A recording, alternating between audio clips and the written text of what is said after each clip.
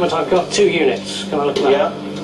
They're out on the right-hand side of the encampment. These 2 units of Gothic infantry are defending the Lager and will have to be dealt with first. In his desire to get close to the enemy, Rex sends his scouts too near and alarms the Goth archers. A few thousand Goths looking at me very unpleasantly. There's only 7 of me. The Goth archers stop looking and start firing. They're firing at us, Rex. Do you want to back off a bit? I think we might back up a bit. Oh dear. Well, the remaining 7 can back off a bit. Bring them back. Oh no. It's 2 gone. Right, what are they doing? What are they doing? We've left them some food. It's important they don't get intimidated by that archery fire, by the power of the Gothic bows. They ought to be frightened. They've got the better army, as long as they use it properly. The team have yet to discover the Goth cavalry. Though equal in numbers to the Romans, the Goth mounted archers are capable of rapid surprise attacks on the Roman ranks. Can we go above the battle terrain and just look down, try and get a much bigger picture? There's something out there, and we don't know where it is. We don't like it, do we? Despite Rex's accurate intelligence gathering, the team are still unable to find the enemy cavalry. How will this vital bit of missing information inform their battle plan?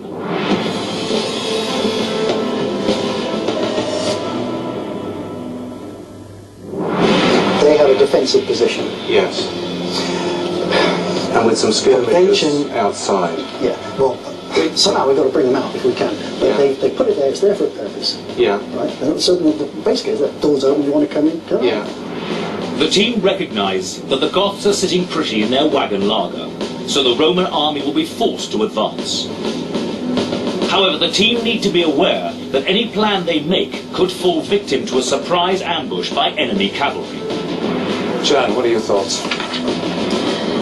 I'm concerned about the cavalry because whatever we do, if they suddenly charge down on us, then our plan is shot unless we have something in reserve and have some idea where they might be coming from, but we have looked and we can't see them. Okay, our key troops are the heavy cavalry and the legionnaires.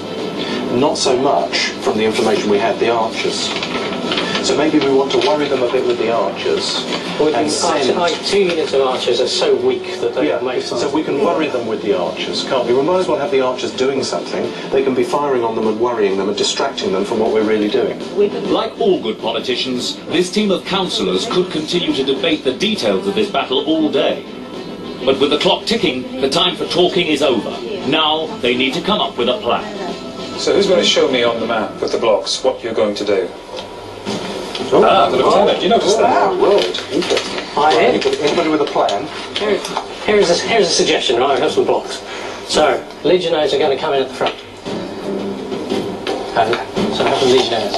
Yeah. Various cavalry units, you can decide which ones are going to be deployed along the side. You can have the archers at the back. They can shoot stuff. Yeah. That's your flank. They're good at deploying against anything coming in quickly. So I have one column that's going to attack directly into the enemy encampment. I'm going to have one that's going to come around this side and try and trade them on the left-hand side. Now that's really a formation for moving to the fighting. It's a question of what do you do once you get there? Well, this is it. When they get to this wagon ladder, they have got to concentrate against 1 or 2 gaps. That's not a bad formation for doing that. But that formation, that narrow column, will not force the defenders of that wagon ladder to disperse to defend it. No, they can see where the Romans are coming and be there to meet them. So the only way that that will work is if they can use their cavalry or part of their infantry to disperse the defenders. If we send the some cavalry, not the heavy cavalry, and the auxiliary defensive, or whatever they are down here, yeah? Then we send the archers in behind them, essentially, yeah?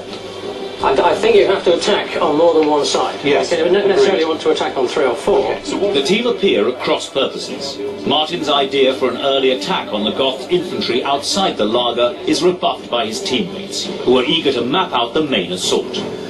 They're waiting for the cavalry. At some point, I think they're going to arrive. We've got to try and get in there, do something serious before. Okay. Attack both sides, Yeah. hit the centre at the same time. Okay, so we're attacking 3 sides? He can attack on 3 sides, but he must attack with one main effort. Yes. And 2 subsidiary attacks. Yes. And one of those subsidiary attacks should be very weak indeed. Or do 2 main attacks and give 1 to each of his lieutenants and let them fight their own battle. This is the moment when I want to hear exactly what the plan is from you, because you're directing the battle. The pair of you, generals, tell me what it's going to be. We want to attack them with our legionnaires who are good at taking them head on, but not so good on the flank. So we want to go straight for them with the legionnaires, but to go round them with the heavy horse. The team's plan appears strong, and after an initial power struggle, Martin has taken the helm. But can this team execute this well-conceived plan in the heat of battle? It's 378 AD, the Battle of Adrianople. Controlling up to 20,000 Roman troops under the leadership of Emperor Valens are a team of councillors from Milton Keynes. They aim to rid the area of a group of invading warrior Goths led by their commander Fritigern. With the enemy sitting tight in their protective laager, the team plan to send their legionaries, their main fighting force, into one gap in the Gothic camp, while using their cavalry in flank attacks on 2 other sides. This battle plan could work if the Romans can deploy quickly before the Goth cavalry launch their surprise attack. But as yet, the Romans have not discovered where they're hiding. Will this team's battle tactics bring fame for Rome, or freedom for the nomadic Goths?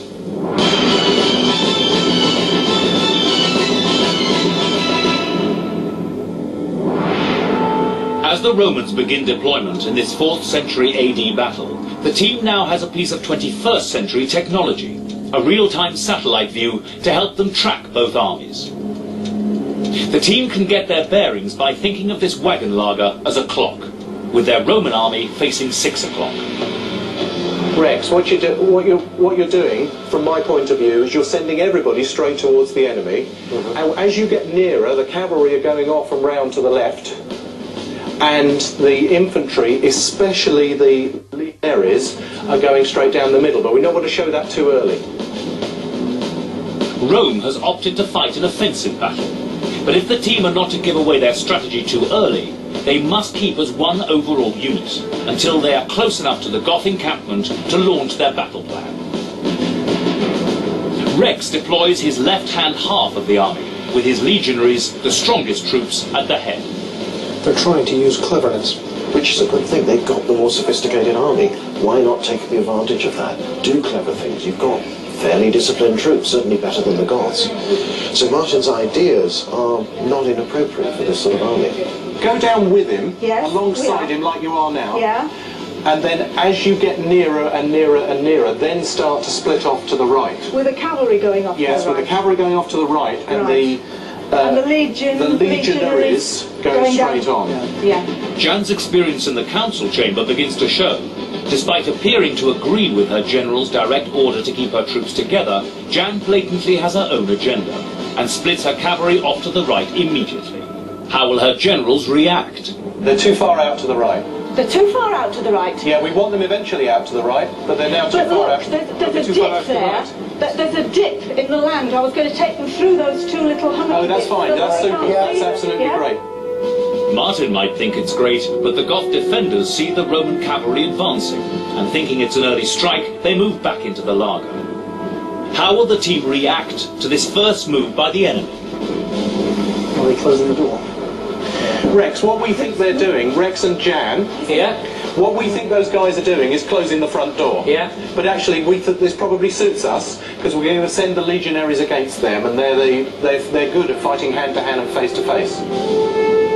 But now the central gap has been reinforced, are the Romans being too blasé, as their legionaries now have an even stronger force to reckon with?